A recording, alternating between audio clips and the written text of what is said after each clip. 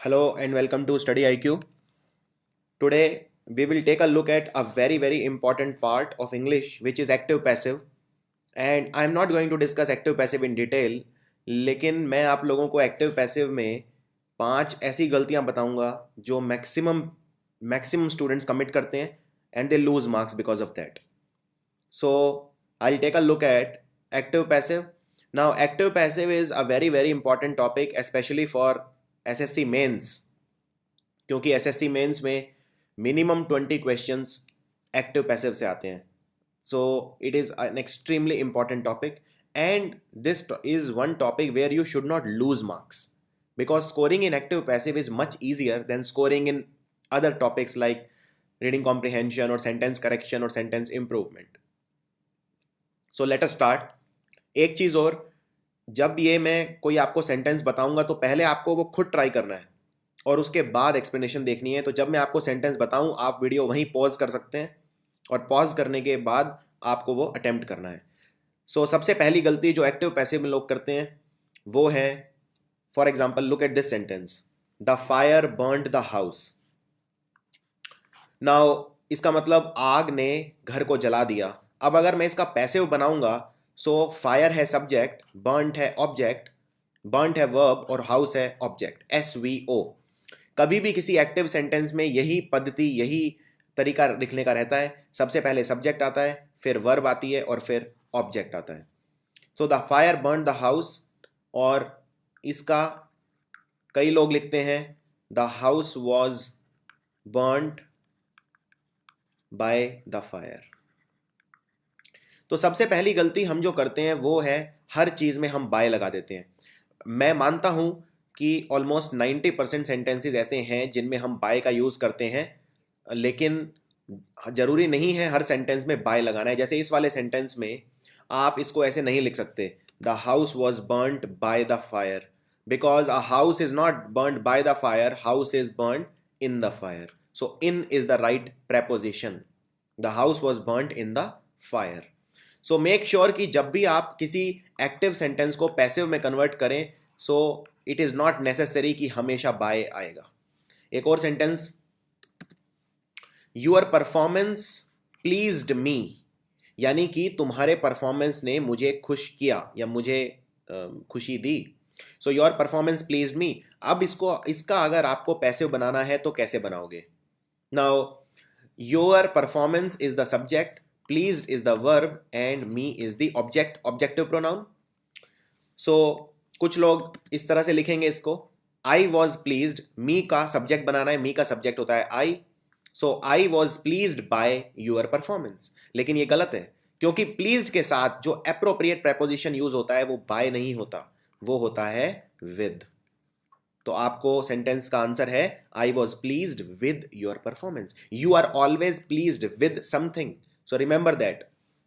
एक और सेंटेंस देखते हैं, दिस पॉट कंटेन्स मिल्क, इस बर्तन में दूध है. Now this pot is the subject, contains is the verb and milk is the object.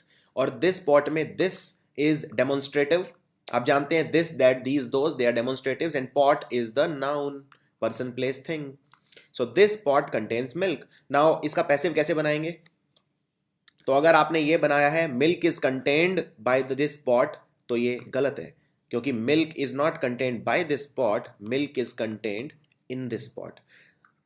So you saw कि सबसे पहली जो सबसे कॉमन गलती लोग करते हैं एक्टिव पैसिव में वो ये कि हर जगह बाय का उपयोग करते हैं, and this is one of the most common errors. Now देखते हैं दूसरी गलती एक्टिव पैसिव में लोग क्या करते हैं. Take a look at this sentence, police arrested me. So police है सब्जेक्ट, अरेस्टेड है वर्ब और मी है object. Now, police arrested me, it is a simple past tense या past indefinite. अब इसका passive, I was arrested by the police. अगर आपने ये बनाया है तो ये appropriate नहीं है. देखो, I was arrested by the police grammatically गलत नहीं है, लेकिन इसमें by the police लिखना ज़रूरी नहीं है. अगर आप इतना लिखते हैं सिर्फ I was arrested तो ये काफ़ी है, क्योंकि आपको अरेस्ट ऑफ कोर्स पुलिस ही करेगी. तो क्या इसमें बाय द पुलिस, जब चीज़ें अंडरस्टूड होती हैं तो उनको मेंशन करने की ज़रूरत नहीं है. यहां पर बाय द पुलिस अंडरस्टूड है, so there is no need to mention by the police, so answer is I was arrested. इसी तरह एक और सेंटेंस देखते हैं, people speak English all over the world, सारी दुनिया में लोग इंग्लिश बोलते हैं। अब इसका मुझे पैसिव में कन्वर्ट करना है, तो करिए आप, इसको वीडियो को पॉज करिए और फिर कन्वर्ट करिए। नाउ इसका जो पैसिव होगा, क्या मैं इसका पैसिव ये लिख सकता हूं, इंग्लिश इज स्पोकन, क्योंकि पीपल स्पीक इंग्लिश तो ये प्रेजेंट टेंस है, तो प्रेजेंट टेंस में हम सिंपल प्रेजेंट में लिखते हैं इज या are plus V3, so English is spoken all over the world. पर क्या इसमें मुझे बाय पीपल लिखने की जरूरत है? नहीं, क्योंकि ऑफ कोर्स इंग्लिश बोलने वाले पीपल ही होंगे, सो बाय लिखने पीपल लिखने की जरूरत नहीं है। सो आंसर होगा English is spoken all over the world. तीसरी सबसे बड़ी गलती जो लोग करते हैं, अगेन देखो, जब भी मैं कोई एक्सियम बोलता हूं या कोई अडाज यानी कोई सेइंग, कोई कहावत, कोई मुहावरा, जिसमें मैं एक जनरल वे में लोगों को डिस्क्राइब करता हूं, जैसे फॉर एग्जाम्पल सबको सच बोलना चाहिए, everyone should speak the truth, इसका पैसिव आपको चेंज करना है। अब इस सेंटेंस में यहां पर जो एवरीवन है, ये एवरीवन से मैं किसी खास किसी व्यक्ति की बात नहीं कर रहा हूं, ये मैं बोल रहा हूं सबको। और जब भी मैं इस तरह का सेंटेंस में इस तरह के शब्द यूज करता हूं, जैसे दे, जैसे एवरीवन, जैसे वी, इस तरह के शब्द जो हैं, इनको सब्जेक्ट से ऑब्जेक्ट बनाने की जरूरत नहीं है। क्यों? क्योंकि ये बिल्कुल अंडरस्टूड है कि ये एक जनरल सेंटेंस है। जैसे सबको सच बोलना चाहिए, अगर आपने इसका पैसिव ये बनाया है the truth should be spoken by everyone, तो इसमें बाय एवरीवन लिखने की जरूरत नहीं है। The truth should be spoken sufficient है, यानी सबको सच बोलना चाहिए, इसका पैसिव होगा सच बोला जाना चाहिए। अब इसमें बाय एवरीवन लिख के आप उसे सुपरफ्लुअस बना रहे हैं, क्योंकि this is a general sentence. आप सब्जेक्ट को ऑब्जेक्ट बनाएंगे और ऑब्जेक्ट बनाकर वहां लिखेंगे जहां कोई खास किसी व्यक्ति की बात होती है या किसी सिचुएशन की बात होती है। For example, I slapped him. Now, this is not a general sentence. This is a specific situation done by a specific person. So यहां आप लिखेंगे he was slapped by me. तो यहां पर आपको by me लिखना पड़ेगा, क्योंकि यहां पर अगर ये आप हटा देते हैं तो सेंटेंस का मीनिंग चेंज हो जाता है, लेकिन अगर आप यहां by everyone हटा देते हैं तो सेंटेंस का मीनिंग चेंज नहीं होगा। इसी तरह हमें गरीब लोगों की रेस्पेक्ट करनी चाहिए, so we should respect the poor. तो इसका अगर आप पैसिव बनाएंगे तो क्या बनाएंगे, the poor should be respected by us. अब इसमें सवाल यह है, क्या आप बाय अस लिखेंगे या नहीं लिखेंगे? तो इसमें अगर आप बाय अस हटा देते हैं तो भी मीनिंग में कोई फर्क नहीं पड़ेगा, यानी सिर्फ इतना काफी है, the poor should be respected. Again ये एक जनरल सेंटेंस है, एक जनरल एक्सियम है, एक जनरल सजेशन है, the poor should be respected is sufficient. चौथी बहुत बड़ी गलती एक्टिव पैसिव में जो स्टूडेंट्स करते हैं वो है कि प्रेपोजिशंस मिस कर देते हैं। फॉर एग्जाम्पल, वो पिक्चर की ओर देख रहा है, he is staring at the picture. अब देखिए, ये वर्ब आईएनजी वाला टेंस है, यानी प्रेजेंट कंटिन्यूस टेंस है। प्रेजेंट कंटिन्यूस में आप जानते हैं हमेशा हम यूज करते हैं being to suggest that the action is done at the time of speaking. Now he is staring at the picture, इसमें क्या पैसिव स्टूडेंट्स इस तरह से लिखते हैं, the picture is being stared by हर।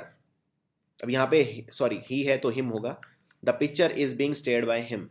लेकिन ये भी गलत है, क्योंकि यहां पर ही इज स्टेयरिंग एट है, यहां पे एट है प्रेपोजिशन और पिक्चर है ऑब्जेक्ट ऑफ द प्रेपोजिशन, तो यहां पर भी स्टेयर्ड के बाद आपको एट लगाना पड़ेगा। So the picture is being stared at by him is the correct answer. So never forget to put the preposition back in the passive sentence. Take a look at another sentence. He is looking at you. So इसका आपको इसको passive में change करना है. He is looking at you. Now is looking is the verb, he is the subject, and at is the preposition, you is the object of the preposition. So you are being looked by him. But again you are being looked by him में आपने फिर से preposition miss कर दिया eight, सो यहां पर होगा you are being looked at by him. So यहां पर अगेन आपको प्रेपोजिशन लगाना है। पांचवी गलती, कुछ सेंटेंस ऐसे होते हैं जिनमें अगेन आपको ये डिसाइड करना पड़ेगा कि क्या आप उसमें बाय का यूज कर सकते हैं. For example, take a look at this sentence. Paint covered the lock. Paint covered the lock, तो इसका passive the lock was covered by paint. लेकिन अगेन यहां पर बाय के बाद जनरली हम कोई पर्सन लगाते हैं. जैसे for example, the snake was killed by me. So the lock was covered by नहीं होगा, यहां होगा with. Sorry, the lock was covered with paint, ना कि बाय पेंट. इसी तरह से take a look at this sentence. Smoke filled the room. अब इसका पैसिव बनाइए, तो इसका पैसिव होगा the room was filled with smoke. Absolutely यहां पर भी बाय नहीं आएगा. और कई बार कुछ ऐसे ट्रिक वाले सेंटेंस आ जाते हैं जिनमें गलतियां होती ही होती हैं. फॉर एग्जाम्पल, इस सेंटेंस को देखिए. Alexander expected to win the battle. अब इस सेंटेंस में आप ये डिसाइड करिए सबसे पहले कि अलेक्जेंडर खुद एक्सपेक्ट कर रहा था या दूसरे एक्सपेक्ट कर रहे थे कि वो बैटल को जीतेगा. वॉज अलेक्जेंडर एक्सपेक्टिंग हिमसेल्फ और were other people expecting that Alexander will win the battle? This you have to decide. So he expected, पहले तो ये डिसाइड करना है ये सेंटेंस कौन सा है. He expected ED, which means it is V2, which means it is a simple past tense. Now, simple past tense, how will you proceed in this sentence? Now, take a look at this sentence. Some people write the answer like this, that it was expected that Alexander would win the battle, which is correct, but which is grammatically correct.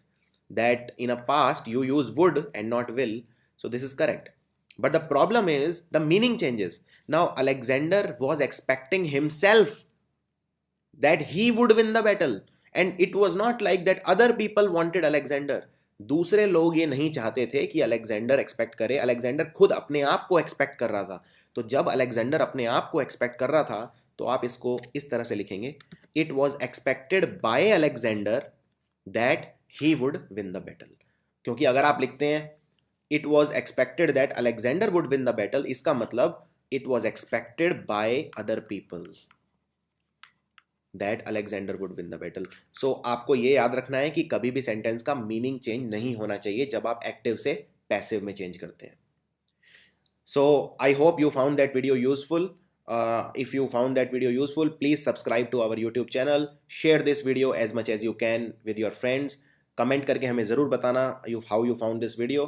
Subscribe करने के लिए आपको video के नीचे left side में यहाँ पर एक सब्सक्रिप्शन बटन दिखेगा. Click on subscribe button. Thank you very much.